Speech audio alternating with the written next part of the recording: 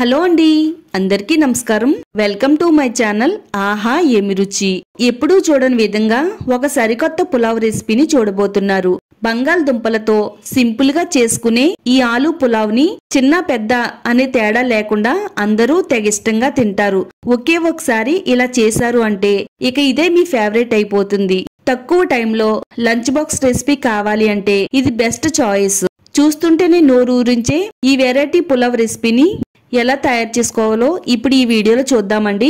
Video చూసే ముందు వీడియోని లైక్ చేయండి, ఛానల్ ని సబ్స్క్రైబ్ చేసుకోండి. దానికోసం ముందుగా అయితే స్టవ్ ఆన్ చేసి స్టవ్ పైన కడాయి పెట్టుకోవాలండి. ఇప్పుడు ఇందులో 1.5 గ్లాసులు నీళ్లను పోసుకోవాలి. 1 గ్లాసు బాస్మతి రైస్ తో ఈ ఆలు పులావ్ ని తయారు చేస్తున్నానండి. మీరు ఎన్ని గ్లాసులు అయితే చేస్తున్నారో ఒక్కొక్క గ్లాస్ కి 1.5 గ్లాస్ చొప్పున నీళ్లను పోసుకోవాలి. నేను ఇక్కడ 1 గ్లాస్ తో తయారు చేస్తున్నాను కాబట్టి 1.5 గ్లాసులు నీళ్లు పోసానండి. ఇందులో ఒక చిన్న వెల్లుల్లిపాయ వేసుకోవాలి. వెల్లుల్లిపాయ వేసిన తర్వాత కొద్దిగా ఉల్లిపాయ ముక్కలు, 1 టేబుల్ స్పూన్ షాజీరా, 1 టేబుల్ స్పూన్ ధనియాలు వేసుకోవాలి.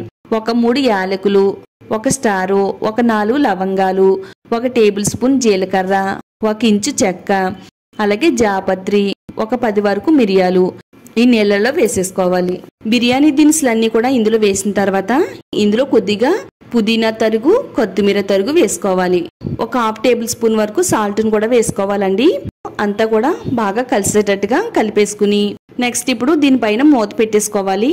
స్టవ్ ని మీడియం టు లో ఫ్లేమ్ లో పెట్టుకుంటూ ఈ వాటర్ ని బాగా మరగనివ్వాలండి. వాటర్ బాగా మరిగిన తర్వాత ఇప్పుడు స్టవ్ ఆఫ్ చేసేసుకుని ఈ వాటర్ ని ఒక బౌల్లోకి స్ట్రైన్ చేసేసుకుందామండి. ఇలా స్ట్రైన్ చేసుకున్న వాటర్ ని పక్కన పెట్టుకుందాము. నెక్స్ట్ ఇప్పుడు అదే కడాయిలో 1/4 కప్పు వరకు ఆయిల్ వేసుకోవాలి. ఆయిల్ బాగా వేడైన తర్వాత 1 కప్పు సన్నగా పొడవుగా తరిగి పెట్టుకున్న ఉల్లిపాయ ముక్కలు వేసుకోవాలండి. ఉల్లిపాయ ముక్కల్ని మనం కట్ చేసుకున్న తర్వాత ఒకసారి మనం చేత్తో ఇలా క్రష్ చేసినట్టయితే ఉల్లిపాయలన్నీ కూడా లేయర్ లా విడిపోయి చక్కగా మనకి ఉల్లిపాయలన్నీ కూడా తొందరగా ఆయిల్లో ఫ్రై అవుతాయండి. అంతా కూడా ఉల్లిపాయల్ని కలుపుతూ వేయించేసుకుంటే ఇలా గోల్డ్ కలర్ లోకి అనేవి వస్తాయండి. ఇలా గోల్డ్ కలర్ లోకి వచ్చిన తర్వాత ఉల్లిపాయ ముక్కలన్నింటినీ కూడా ఒక బౌల్లో తీసుకుని పక్కన పెట్టేసుకుందాం. ఇప్పుడు అదే ఆయిల్లో 1 బిర్యానీ ఆకు, 1/2 టేబుల్ స్పూన్ జీలకర్ర వేసుకోవాలి. జీలకర్ర, బిర్యానీ ఆకు ఆయిల్లో కొద్దిగా వేగిన తర్వాత బంగాళదుంప ముక్కలు వేసుకోవాలండి. నేను ఇక్కడ మీడియం సైజ్ లో ఉండే 2 బంగాళదుంపల్ని దానిపైన ఉండే తొక్క తీసేసి ఇలా మీడియం సైజ్ ముక్కల కింద కట్ చేసి పెట్టానండి. మనం బంగాళదుంపల్ని ఈ విధంగా కట్ చేసుకుంటే పులావ్ లో విడిపోకుండా బంగాళదుంపలు అనేవి బాగా కనిపిస్తాయండి. ఇప్పుడు ఈ బంగాళదుంప ముక్కలన్నీ కూడా ఆయిల్లో కొద్దిగా ఫ్రై అయ్యేంత వరకు ఇలా గరిటెతో కలుపుతూ వేయించాలండి. కలర్ మారేంత వరకు వేయించిన తర్వాత 1/2 టేబుల్ స్పూను ఫ్రెష్ గా ఉండే అల్లం వెల్లుల్లి పేస్ట్ వేసుకోవాలి. అల్లం వెల్లుల్లి పేస్ట్ కూడా ఆయిల్లో బాగా వేయించాలండి, పచ్చిదనం అనేది లేకుండా. ఇప్పుడు ఇందులో 5 నుంచి 6 పచ్చిమిరపకాయల్ని ఇలా మెత్తగా గ్రైండ్ చేసుకున్న పచ్చిమిరపకాయల పేస్ట్ ని కూడా వేసుకుని చక్కగా ఆయిల్లో వేయించేసుకుందామండి. అన్ని కూడా ఆయిల్లో బాగా ఫ్రై అయిపోయిన తర్వాత మీడియం సైజు లో ఉండి టమాటాని తీసుకోవాలండి. ఇలా చిన్న చిన్న ముక్కల కింద కట్ చేసుకుని ఇందులో వేసుకుని వేయించేసుకోవాలి. టమాటా ముక్కలు మరీ ఎక్కువగా వేగవలసిన అవసరం లేదండి, జస్ట్ కొంచెం ఆయిల్లో మగ్గితే సరిపోతుంది. తర్వాత ఇందులో రుచికి సరిపడినంత ఉప్పు అండి. ఆల్రెడీ మనం వాటర్లో వేసాం కాబట్టి ఇందులో కొంచెం తక్కువ ఉప్పు వేసుకుంటే సరిపోతుంది. 1/4 టేబుల్ స్పూన్ వరకు సాల్ట్ వేసిన తర్వాత మనం ఆల్రెడీ ముందు వాటర్ మరగబెట్టి పెట్టుకున్నాం కదా, ఈ మసాలా వాటర్ ని ఈ బంగాళదుంపల్లో వేసేసుకుని అన్ని కూడా కలిసేటట్టుగా ఈ విధంగా కలుపుకున్న తర్వాత ఇందులో 1 బద్ద నిమ్మకాయని తీసుకుని పిండుకోవాలి. నిమ్మరసం ఇందులో పిండడం వల్ల మనకి రైస్ అనేది పొడి పొడిలాడుతూ చాలా బాగా వస్తుందండి. అలాగే టేస్ట్ కూడా చాలా బాగుంటుంది.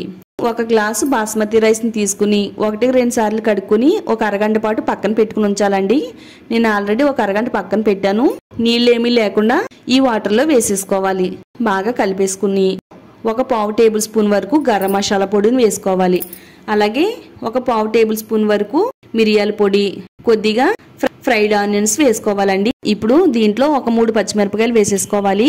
పచ్చిమిరపకాయలు వేసి దీనిపైన మూత పెట్టేసుకుని స్టవ్ ని మీడియం ఫ్లేమ్ లో పెట్టుకుంటూ ఈ రైస్ మనం బాగా ఉడకనివ్వాలండి. రైస్ అనేది మనకి 70% ఉడికిన తర్వాత ఇప్పుడు మనం ఇందులో కొద్దిగా ఫ్రైడ్ ఆనియన్స్ వేసుకోవాలి. ఫ్రైడ్ ఆనియన్స్ వేసిన తర్వాత 2 టేబుల్ స్పూన్ల నుంచి 3 టేబుల్ స్పూన్ల వరకు నెయ్యి వేసుకోవాలండి. నెయ్యి ఫ్లేవర్ చాలా బాగుంటుంది. సన్నగా కట్ చేసి పెట్టుకున్న కొత్తిమీర తరుగు, సన్నగా కట్ చేసి పెట్టుకున్న పుదీనా తరుగుని దీనిపైన ఈ విధంగా జల్లుకోవాలి. ఇప్పుడు మరలా దీనిపైన మూత పెట్టేసి స్టవ్ ని సిమ్ లో పెట్టి ఒక 5 నిమిషాల పాటు ఉడకనివ్వాలండి. ఒక 5 నిమిషాల తర్వాత గరిటతో అంతా కూడా బాగా కలుపుకోవాలి. చక్కగా మనకి కింద నుంచి పైకి, పైనుంచి కిందకి ఈ విధంగా కలుపుకుంటే రైస్ అంతా కూడా ఈక్వల్ గా ఉడుకుతుందండి.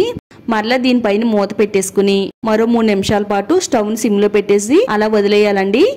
3 నిమిషాల తర్వాత స్టవ్ ఆఫ్ చేసేసి ఈ వేడివేడిగా ఉండే ఆలు పులావ్ని ఒక ప్లేట్లోకి సర్వ్ చేసుకుందామండి.